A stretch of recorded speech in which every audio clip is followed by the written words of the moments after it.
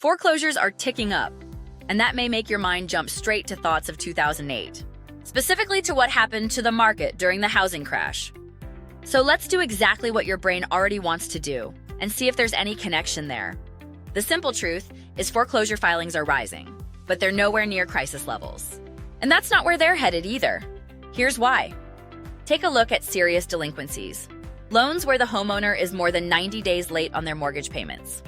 While those have increased slightly, data from the New York Fed shows they still remain low. And they aren't anywhere close to levels seen when the market crashed. Right now, about 1% of mortgages are seriously delinquent. That's only 1 in 100. In the years around the crash, they were up around 9%. That's 1 in 11. That's a big difference. And it's important to remember not all delinquencies even become foreclosure filings.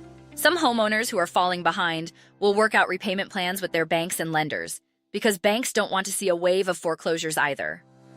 That's why foreclosure numbers are even lower than delinquencies.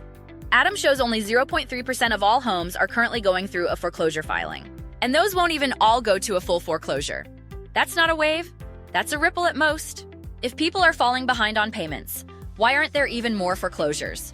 And maybe you're wondering, if people are struggling financially, why aren't there more foreclosures? Here's the easiest way to answer that. When households feel financial pressure, they tend to prioritize their mortgage payment above almost everything else, because the last thing they want to lose is their home. Data from the New York Fed shows serious delinquencies have risen more for credit cards and auto loans. But mortgage delinquencies and home equity lines of credit aren't seeing the same big uptick. They're a lot more stable overall. In other words, people may fall behind on other debts, but they fight hard to keep their homes. And in today's housing market, they're also in a strong equity position to do so. Home equity changes everything. Many people have built significant equity over the past several years, and that creates options. As Darren Blomquist, VP of Market Economics at Auction.com, explains, distressed homeowners, many times they still have equity in their homes.